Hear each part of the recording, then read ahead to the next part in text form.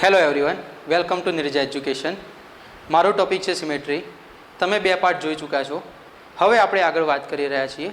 Part 2માં આપણે વાત કરી હતી પ્લેન ઓફ સિમેટ્રી, જેમાં 3 પ્રકારના પ્લેન હતા: સિગ્મા હોરિઝોન્ટલ, સિગ્મા વર્ટિકલ અને સિગ્મા ડાયાગોનલ. ત્રણેય પ્લેનનું વર્ગીકરણ તમને બતાવ્યું હતું એક્ઝામ્પલ દ્વારા. માનું છું કે તમને આવડી ગયું હશે. છતાં પણ આપણે ફરી એકવાર રિવિઝન કરી લઈએ કઈ રીતે આપણે સિગ્મા વી, સિગ્મા એચ અને સિગ્મા ડી મેળવીએ છીએ. એક એક્ઝામ્પલ તમને આપ્યું હતું જેમાં ત્રણેય પ્રકારના પ્લેન જોવા મળે છે, જે એક્ઝામ્પલ હતું PTCL4. તો આપણે એની જ વાત કરી લઈએ. તો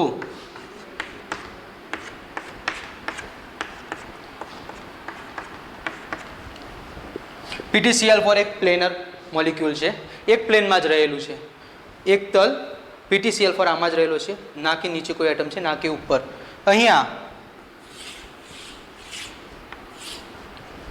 એક પ્લેન આ મારી જોડે અવેલેબલ થશે જે બંનેને બાયસેક્ટ કરતું હશે. Cl નો અણુ, PT નો અણુ એક ગોળ સ્વરૂપે હશે, ગોલા સ્વરૂપે. જ્યારે પણ પ્લેન તેમાંથી પસાર થશે તો તે એકબીજાને રિફ્લેક્ટ કરી દેશે. એક દડાને આપણે વચ્ચેથી કાપીએ તો ઉપર નીચે બંને રિફ્લેક્શન બતાવે છે. એ પ્રકારે જ આમાં એટમમાં જોવા મળશે. તો આ એક પ્લેન અવેલેબલ છે. બીજું મારી જોડે પ્લેન કયું છે? હું અહીંયા એક પ્લેન મૂકી દઉં તો આ બાજુ Cl, પેલી બાજુ Cl, બંને બાજુ Cl છે, વચ્ચેથી બાયસેક્ટ થઈ જાય છે અને સામે સમાન પ્રકારના અણુઓ રહેલા છે. સમતુલ્ય રચના જોવા મળે છે. આ રચના જોવાના લીધે આ પ્લેન પણ સિગ્મા અવેલેબલ છે. તેવી જ રીતે એક બીજું પ્લેન અવેલેબલ થાય છે. ઉપર નીચે રિફ્લેક્શન છે, ઉપર નીચે સમતુલ્ય અણુ આવેલા છે, તેથી અહીંયા પણ એક પ્લેન અવેલેબલ છે. એક આ પ્લેન થશે જે આ બંને Cl ને રિફ્લેક્ટ કરશે અને એક આ પ્લેન બનશે. આ પ્લેન આ બંને Cl ના અણુઓને રિફ્લેક્ટ કરે છે. મારી જોડે ટોટલ 1, 2, 3 અને 4 પ્રકારના પ્લેન અવેલેબલ છે. હવે આગળ મારે પ્લેનને નામકરણ આપવા માટે પ્રિન્સિપલ રોટેશનલ એક્સિસને ધ્યાનમાં લેવી પડે છે. અહીંયા પ્રિન્સિપલ રોટેશનલ એક્સિસ કઈ બનશે? તમને આગળ જણાવ્યું તે પ્રમાણે તમારી તરફ આવતી એક રેખાને આપણે પ્રિન્સિપલ રોટેશનલ એક્સિસ તરીકે લઈએ છીએ, જે C4નું રોટેશન બતાવશે. બીજી પણ એક્સિસ અવેલેબલ હશે. એક PT અને 2 Cl ને પકડીને હું રોટેશન કરાવું તો આ બંને Cl એકબીજાને ઇન્ટરચેન્જ કરી નાખે છે. આ બંને એકબીજા સાથે ઇન્ટરચેન્જ થવાના લીધે પણ અહીંયા એક C2 એક્સિસ અવેલેબલ છે. સામે સમાન અણુઓ છે. 180 ડિગ્રીનું રોટેશન આપું ત્યારે સમતુલ્ય રચના જોવા મળે છે. સેમ વસ્તુ અહીંયા પણ જોવા મળે છે. આ બંને એકબીજા ઉપર જતા રહેશે 180 ડિગ્રીનું મૂવમેન્ટ આપીને. એવી જ વસ્તુ અહીંયા જોવા મળશે. ઉપરના બંને Cl નીચેની બાજુ આવી જશે, નીચેના બંને ઉપરની તરફ જતા રહે છે અને એક C2 અહીંયા જોવા મળશે. આ રીતનું મૂવમેન્ટ હું આપીશ 180 ડિગ્રીનું. n = 2 છે. આપણે વાત કરી હતી તે મુજબ પ્રિન્સિપલ રોટેશનલ એક્સિસ અને secondary rotational axis. Principal rotational axis આપણે એને કહીશું કે જેની n ની વેલ્યુ વધારે હશે. અહીંયા C4 4 વેલ્યુ વધારે હોવાના લીધે આને આપણે પ્રિન્સિપલ રોટેશનલ એક્સિસ કહીએ છીએ. હવે તમે ત્રણેય કન્ડિશન યાદ કરો. સૌથી પહેલાં સિગ્મા એચ માટેની કન્ડિશન હતી કે પ્રિન્સિપલ રોટેશનલ એક્સિસને પરપેન્ડિક્યુલર લંબ આવેલા પ્લેન આપણે સિગ્મા એચ, સિગ્મા હોરિઝોન્ટલ તરીકે ઓળખીએ છીએ.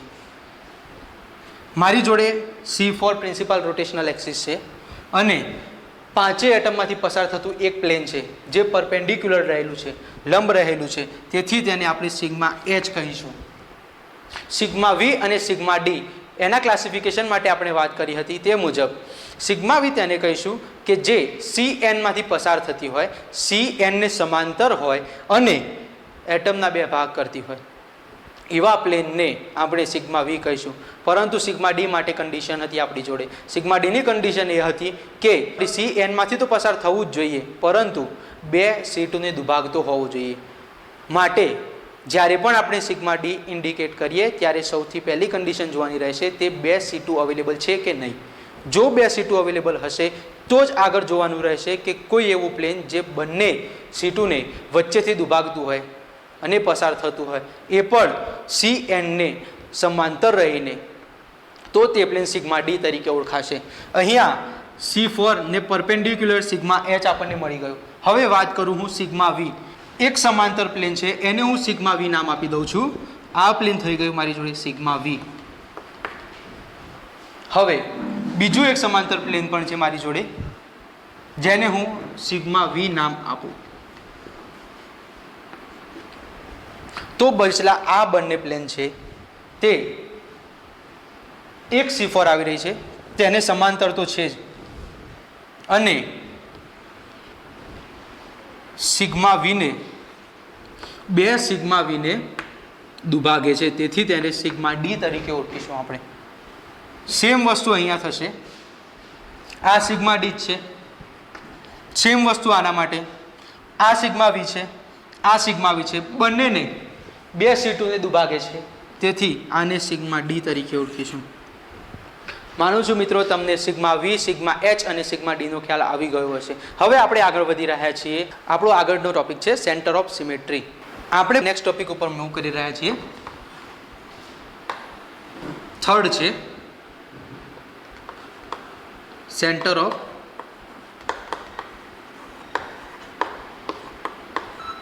સિમેટ્રી.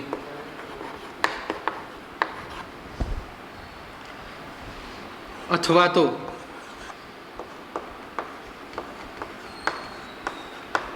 ઇન્વર્ઝન તરીકે તેને ઓળખીએ છીએ.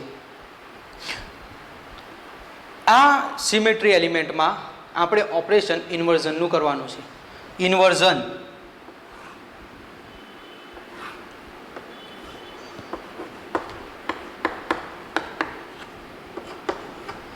મારી જોડે આ રીતે માનો કે એક મોલિક્યુલ અવેલેબલ છે. તેના યામાર્ક્સ હું લઈશ તો એક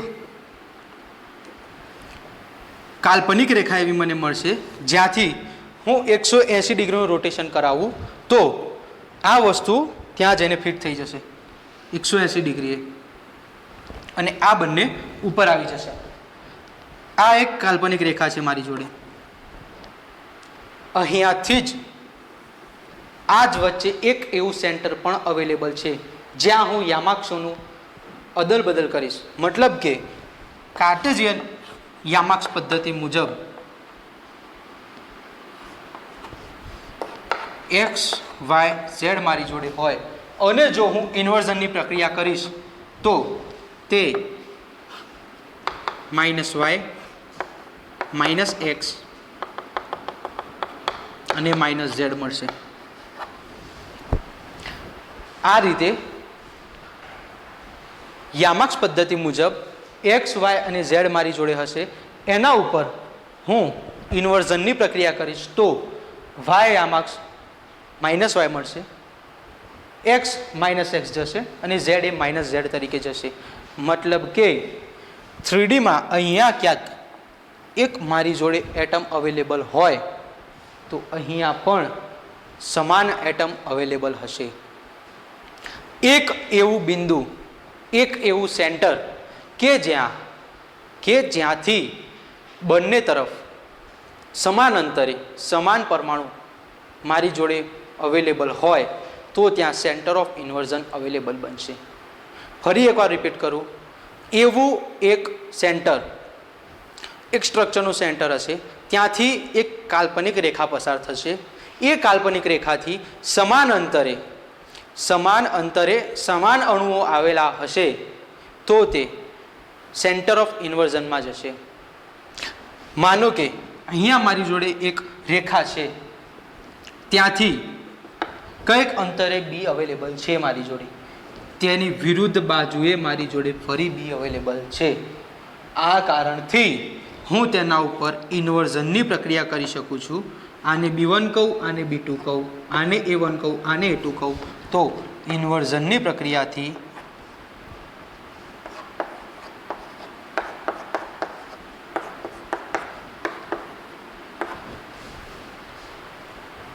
આ રીતની રચના મને મળશે. આ સેન્ટરને હું સેન્ટર ઓફ ઇન્વર્ઝન તરીકે ઓળખીશ, જેને I વડે ઇન્ડિકેટ કરવામાં આવે છે. I બીજા ઉદાહરણ દ્વારા આપણે જોઈએ તો એક અર્ધભાગ હશે તેનું રિફ્લેક્શન બીજી બાજુ સમાન મળે તે કેસમાં આપણે સેન્ટર ઓફ ઇન્વર્ઝન કહેતા હોઈએ છીએ. PTCl4 નું ઉદાહરણ હું લઉં.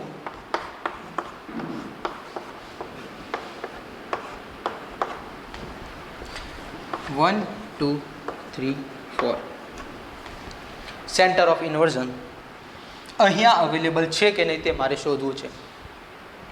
તો એક કાલ્પનિક રેખા આ રીતે પસાર થઈ રહી છે, તેને સમાન અંતરે એક બાજુ CL અવેલેબલ છે તો તેને સમાન અંતરે બીજી બાજુ CL અવેલેબલ છે.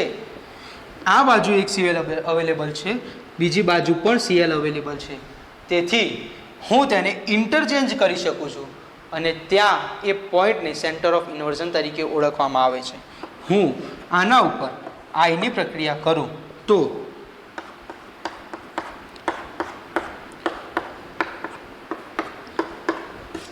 1 3 ની જગ્યાએ જશે અને 3 1 ની જગ્યાએ આવશે. 4 અને 2 ઇન્ટરચેન્જ કરશે. આઈની પ્રક્રિયા હું ફરી કરું, સેન્ટર ઓફ ઇન્વર્ઝન હું ફરી કરું તો આ કેસમાં 2 4 ને રિપ્લેસ કરે છે અને 3 1 ને ફરી રિપ્લેસ કરે છે. એકબીજાથી સેન્ટરથી સમાન અંતરે સમાન અણુ આવેલા છે. તો આ કેસમાં 4 અને 2 ઇન્ટરચેન્જ થશે તો 1 અને 3 ઇન્ટરચેન્જ થાય, મૂળ રચના મને પાછી મળે છે. તેથી તદેવ વિધેય. આ ઉપરથી આપણે તારણ કાઢી શકીએ છીએ કે જ્યારે પણ ઇન્વર્ઝનમાં I અહીંયા એક વખત પ્રક્રિયા કરી તો I1 કહેવાશે, બીજી વખત હું I એપ્લાય કરું છું તો I2 કહેવાશે. અહીંયા એકી સંખ્યા હોય તો ઓલવેઝ એક વખત I કરીશ તે જ વેલ્યુ મને મળશે અને આઈની ઉપર અહીંયા બેકી સંખ્યા હોય તો હંમેશા મને એ જ મળે છે, તદેવ વિધેય જ મળે છે. 360ના રોટેશન બરાબર જ મળે છે. માનો કે અહીંયા Cl ની જગ્યાએ બે બીજા એટમ આવી જાય છે, બે Br અવેલેબલ છે મારી જોડે અને તે હું અહીંયા લગાવું છું. હવે ફરી હું ઇન્વર્ઝનની પ્રક્રિયા કરું તો આ રેખા છે એની બંને બાજુ Cl સેમ છે અને આ બાજુ પણ બે Br સેમ બની જાય છે. તો સમાન અંતરે સમાન અણુ આવેલા છે. આ રેખાથી જેટલા અંતરે Br છે તેટલા જ અંતરે આ બાજુ Br છે. આ રેખાથી જેટલા અંતરે Cl છે તેટલા જ અંતરે બીજો Cl મારી જોડે અવેલેબલ છે. જો સામ સામે સમાન એટમ ન હોય, સામ સામે સમાન એટમ ના હોય, એક સેન્ટર ઓફ ઇન્વર્ઝનથી મારી જોડે બંને બાજુ સમાન એટમ ના હોય તો એ કેસમાં મારી જોડે આ એલિમેન્ટ અવેલેબલ થશે નહીં. સેન્ટર ઓફ ઇન્વર્ઝન અવેલેબલ થવા માટેની કન્ડિશન છે સેન્ટર ઓફ ઇન્વર્ઝનથી બંને બાજુ સમાન અંતરે સમાન અણુઓ આવેલા હોવા જોઈએ. તો હવે આને હું Br1 કહું, આને Br2 કહું, આ Cl1 અને આ Cl2 છે. તો I એપ્લાય કરું, I1 કરવાથી આ બંને Br ઇન્ટરચેન્જ થશે, બે Cl ઇન્ટરચેન્જ થાય છે. તો અહીંયા પણ મને Br2 આવી જશે, અહીંયા Br1 આવી જશે, અહીંયા Cl2 આવી જશે, અહીંયા Cl1 આવી જશે. ફરી હું ઇન્વર્ઝનની પ્રક્રિયા એપ્લાય કરું તો Br2 અહીંયા આવી જશે અને Br1 અને Br2 અને Br1 ઇન્ટરચેન્જ થઈ જાય છે. તો Br2 Cl1 Cl2 સર. તો આ પણ એક તદેવ વિધેય બને છે. બંને એક્ઝામ્પલથી તમને ખ્યાલ આવી ગયો છે કે સેન્ટર ઓફ ઇન્વર્ઝન કઈ રીતે શોધવામાં આવે છે. હવે સેન્ટર ઓફ ઇન્વર્ઝનની કન્ડિશન ઉપર આપણે જઈએ. સેન્ટર ઓફ ઇન્વર્ઝન માટે 3 પ્રકારની કન્ડિશન તમારે યાદ રાખવી પડે છે. 3 પ્રકારની કન્ડિશનો છે. પહેલી કન્ડિશન, જો સેન્ટરમાં એટમ અવેલેબલ હોય. બીજી કન્ડિશન એ માટે બનશે કે જો સેન્ટરમાં એટમ અવેલેબલ ના હોય તો સેન્ટરમાં એટમ અવેલેબલ હોય અને સેન્ટરમાં એટમ અવેલેબલ ના પણ હોય, તો આવી કન્ડિશનમાં સેન્ટર ઓફ ઇન્વર્ઝન પોસિબલ છે કે નહીં એ કેસનું આપણે ધ્યાન લઈએ. તો જો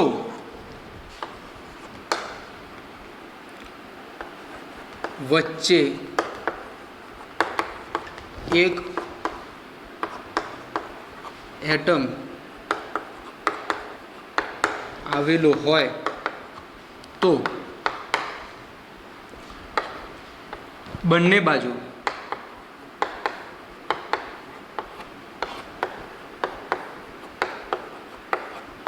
રેખાની બંને બાજુ સમાન અંતરે સમાન અણુ સમાન પરમાણુ સમાન અંતરે સમાન પરમાણુ આવેલા હોવા જોઈએ.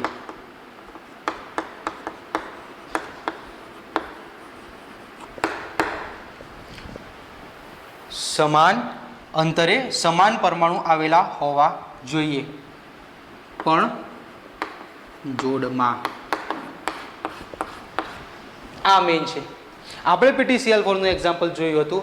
2 Cl અને 2 Br બંને જોડમાં હતા, તો આ જોડમાં હોવું જોઈએ એ વસ્તુ મેઇન છે.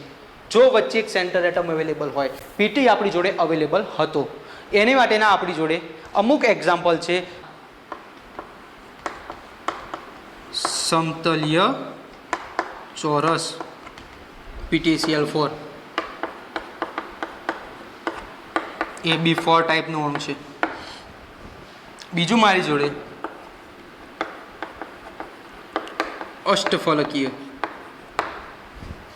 AB6 ટાઈપ SF6 એનું ઉદાહરણ છે.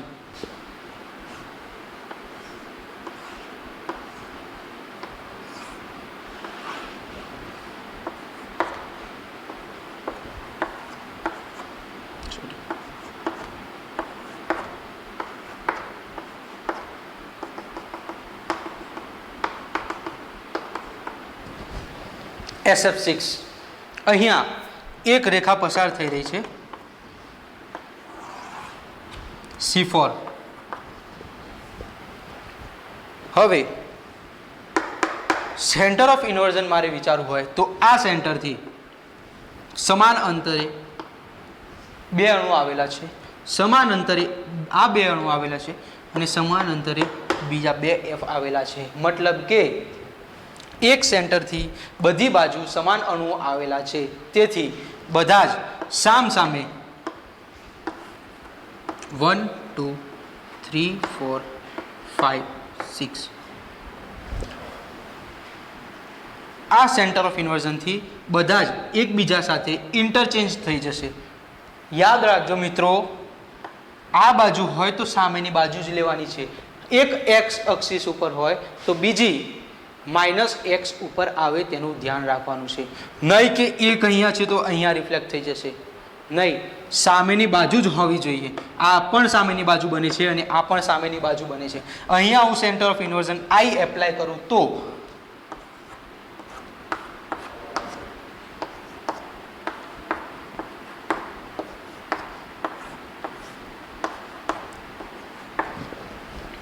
વન 3 જોડે ઇન્ટરચેન્જ થાય છે, 2 4 જોડે ઇન્ટરચેન્જ થાય છે અને 5 6 જોડે ઇન્ટરચેન્જ થશે.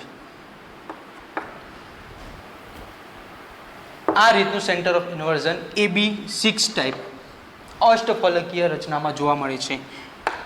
ફરી આવે છે આપણી જોડે AB4 C2 type, AB4 C2 ટાઈપના.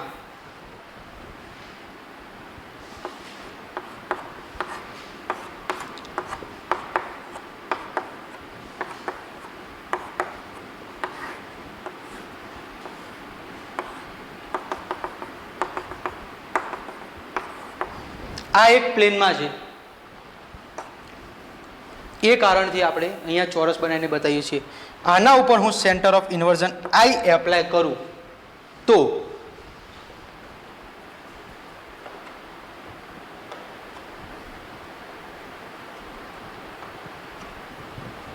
C1 C2.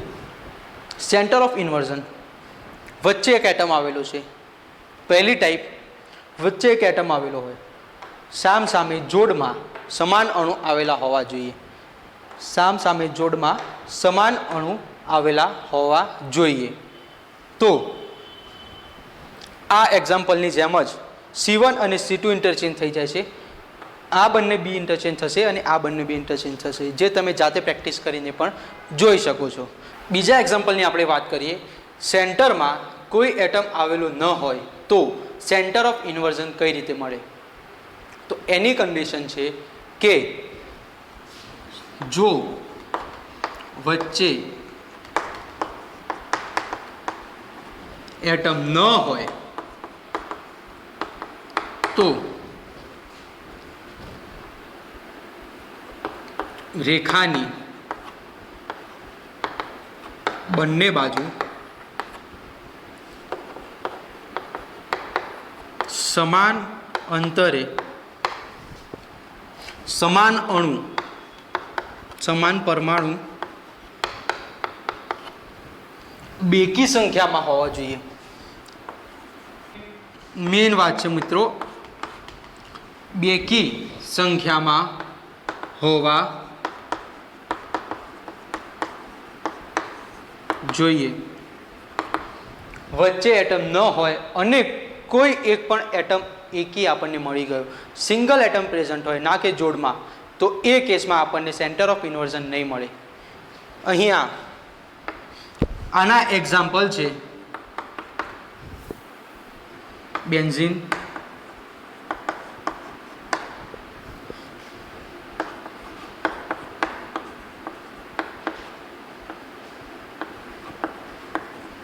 સાયક્લોહેક્ઝેન, ઇથિલિન છે,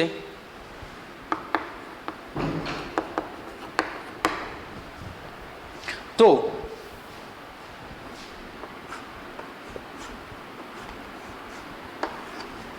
બેન્ઝીનની હું વાત કરું તો સેન્ટરમાં કોઈ એટમ અવેલેબલ નથી, પરંતુ આ સેન્ટરથી 6 એ 6 બાજુ કાર્બન અવેલેબલ છે. આ કાર્બનની સામેની બાજુ બીજો કાર્બન અવેલેબલ છે, આ કાર્બનની સામેની બાજુ બીજો કાર્બન અવેલેબલ છે, અને આ કાર્બનની સામેની બાજુ બીજો કાર્બન મારી જોડે અવેલેબલ છે. દરેક કાર્બન જોડમાં રહેલો છે, બેકી સંખ્યામાં કાર્બન અવેલેબલ છે, એક પણ એકી સંખ્યામાં બીજો એટમ અવેલેબલ નથી. માટે અહીંયા હું ઇન્વર્ઝનની પ્રક્રિયા કરી શકું છું. સેન્ટર ઓફ ઇન્વર્ઝન અહીંયા પોસિબલ બનશે. સાયક્લોહેક્ઝેનની હું વાત કરું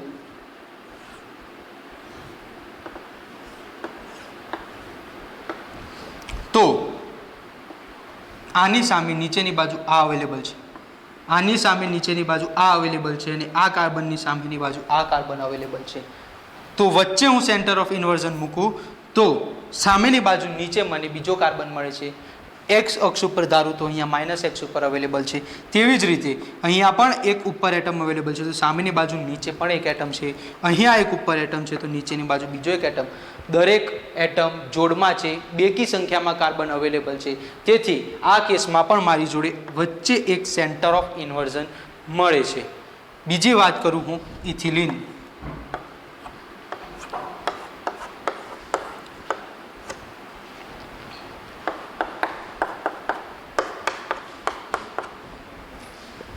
અહીંયા વચ્ચે કોઈ એટમ અવેલેબલ નથી, ફક્ત એક ડબલ બોન્ડ છે. તો આ ડબલ બોન્ડથી એક તરફ હાઇડ્રોજનનું જે અંતર છે તેટલું જ અંતર બીજી બાજુ એક હાઇડ્રોજનનું છે. આ તરફ એક હાઇડ્રોજનનું જે અંતર છે તે જ અંતર બીજી તરફ હાઇડ્રોજનનું છે, અને આ બાજુ જેટલું કાર્બનનું અંતર છે તેટલું જ કાર્બનનું અંતર આ બાજુ છે. મતલબ કે અહીંયા એક રેખા પસાર થાય તો રેખાથી સમાન અંતરે સમાન અણુઓ, હાઇડ્રોજન છે તો આ બાજુ હાઇડ્રોજન, કાર્બન છે તો આ બાજુ કાર્બન, બેકી સંખ્યામાં 2 2 2 2 અવેલેબલ છે. તેથી અહીંયા સેન્ટર ઓફ ઇન્વર્ઝન હાજર છે. સેન્ટર ઓફ ઇન્વર્ઝનની પ્રક્રિયા હું કરી શકું છું. આગળ વાત કરીએ હવે આના સિવાય બીજા કયા એક્ઝામ્પલ છે કે જેમાં સેન્ટર ઓફ ઇન્વર્ઝન ના મળે. અને એક કરતાં વધારે એટમ હોય તો એ કેસમાં આપણે સેન્ટર ઓફ ઇન્વર્ઝન મેળવી શકતા નથી. એક ત્રીજો પોઈન્ટ છે આપણો કે જો એક કરતાં વધારે એકી સંખ્યામાં એટમ અવેલેબલ હોય તો તે કેસમાં આપણને સેન્ટર ઓફ ઇન્વર્ઝન મળશે નહીં. હું વાત કરું NH3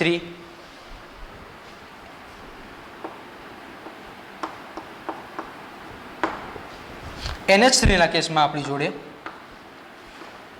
નાઇટ્રોજન,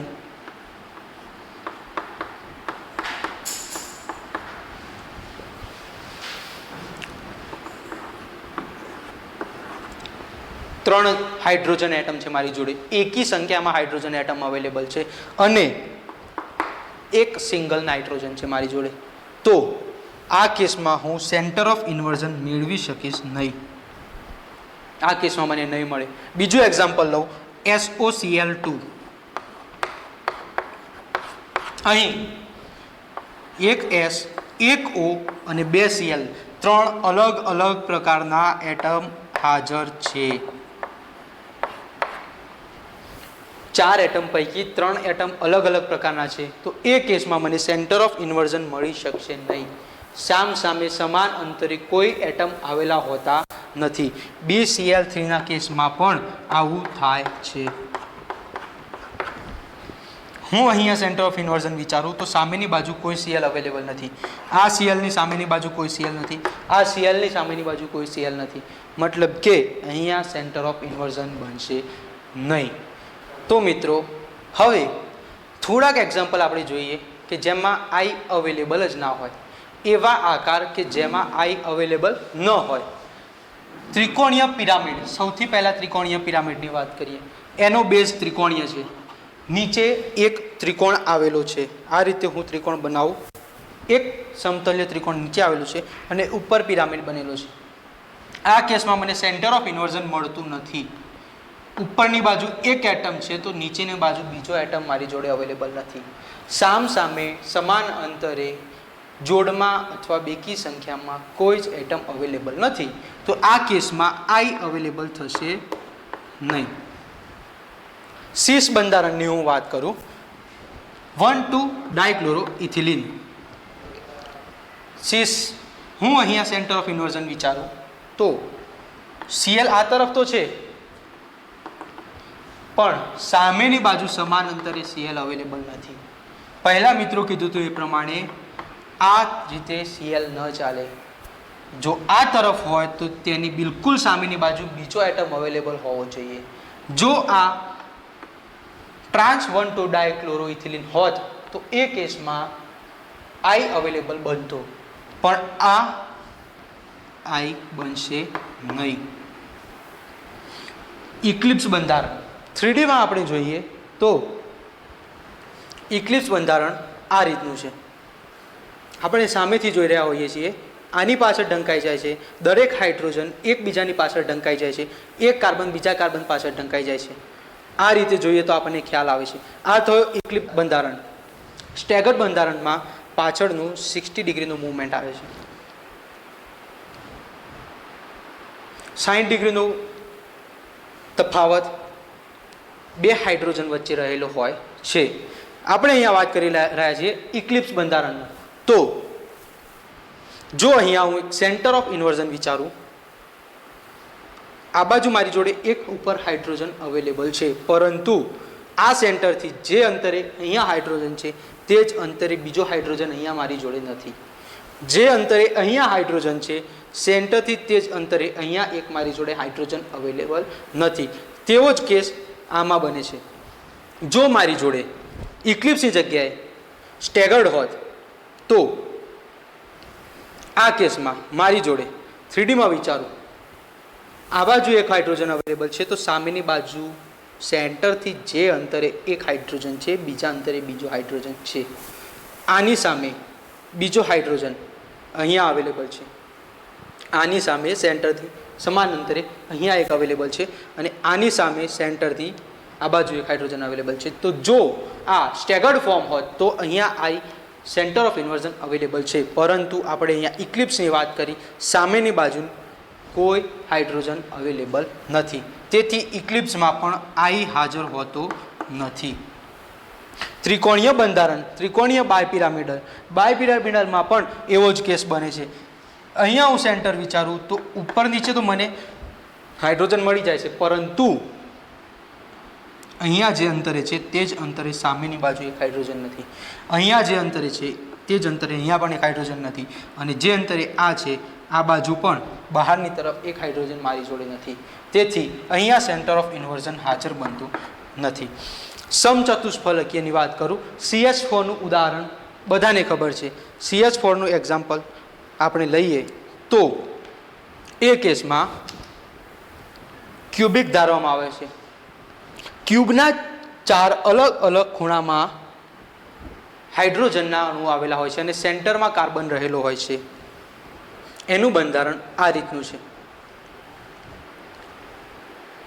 ઉપર આ રીતનો વી આવશે, નીચેની તરફ આમ વી આવશે. ચારે બાજુથી તમે જોઈ શકો છો. આ નહીં અને આ બેને મારી ઉપરની તરફ વિચારવા હોય તો એ પણ હું વિચારી શકું છું. એ નહીં અને આ બેને મારી ઉપરની તરફ વિચારવા હોય તો એ પણ વિચારી શકું છું. મતલબ કે બધી બાજુથી સમાન છે. પરંતુ આ કેસમાં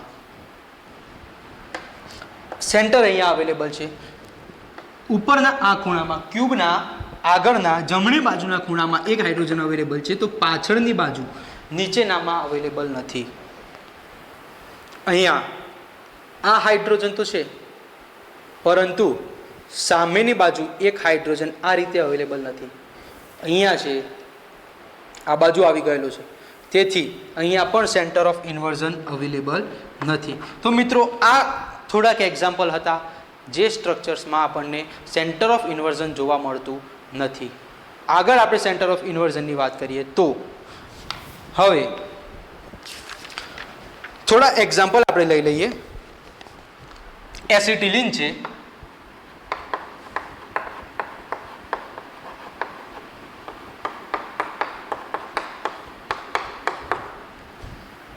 સેન્ટરથી જે અંતરે કાર્બન છે તે જ અંતરે એક કાર્બન અવેલેબલ છે, જે અંતરે એક હાઇડ્રોજન છે તે જ અંતરે બીજો હાઇડ્રોજન જોવા મળે છે. તેથી અહીંયા સેન્ટર ઓફ ઇન્વર્ઝન અવેલેબલ છે. ઇથિલિનની વાત મેં તમને 3D સ્ટ્રક્ચરમાં બતાવી એ મુજબ પોસિબલ બને છે. ડાયબોરેનની હું વાત કરું, 2 હાઇડ્રોજન બ્રિજ સ્વરૂપે આવેલા હોય છે અને 2 હાઇડ્રોજન બોરોન સાથે ડાયરેક્ટ જોડાયેલા હોય છે. અહીંયા હું સેન્ટર ઓફ ઇન્વર્ઝનની વાત કરું તો જે અંતરે આ બાજુ હાઇડ્રોજન છે તે જ અંતરે બીજો હાઇડ્રોજન અહીંયા છે, જે અંતરે એક બોરોન અહીંયા હાજર છે તે જ અંતરે બીજો બોરોન આ બાજુ હાજર છે, અને આ સેન્ટરથી જે અંતર આ બાજુ હાઇડ્રોજનનું છે એ જ આ હાઇડ્રોજનનું છે, અને જે અંતર આ હાઇડ્રોજનનું છે તે જ આ હાઇડ્રોજનનું છે. માટે અહીંયા સેન્ટર ઓફ ઇન્વર્ઝન અવેલેબલ છે. 1,2 ડાયક્લોરો ટ્રાન્સની વાત કરું તો આની જગ્યાએ અહીંયા Cl લાગી જાય અને અહીંયા H લાગી જાય. અહીંયાથી એક બાજુ Cl છે તે જ અંતરે બીજી બાજુ અહીંયા H છે તે જ અંતરે અહીંયા, અને કાર્બન પણ સમાન અંતરે આવેલા છે. તો ટ્રાન્સ આવે ત્યારે સેન્ટર ઓફ ઇન્વર્ઝન અવેલેબલ હોય છે. નેપ્થેલિન,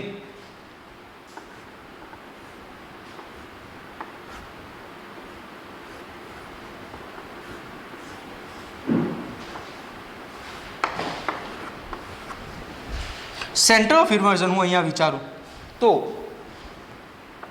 સમાન અંતરે 2 કાર્બન, અહીંયા જે અંતરે કાર્બન છે તે જ અંતરે આ કાર્બન રહેલો છે, જે અંતરે આ કાર્બન છે તે જ અંતરે આ કાર્બન રહેલો છે, જે અંતરે આ કાર્બન છે તે જ અંતરે આ કાર્બન રહેલો છે, અને જે અંતરે આ કાર્બન છે તે જ અંતરે આ કાર્બન રહેલો છે.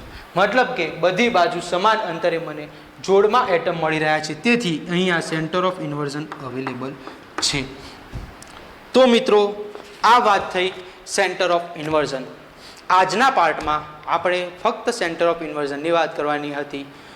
ઇમ્પોર્ટન્ટ ટૉપિક છે, ખૂબ મગજ લગાવવું પડે તેવો ટૉપિક છે. માનું છું કે તમને ખ્યાલ આવી ગયો હશે. જો કોઈ વસ્તુમાં ખ્યાલ ના આવે તો તમે કોમેન્ટ કરીને મને પૂછી શકો છો.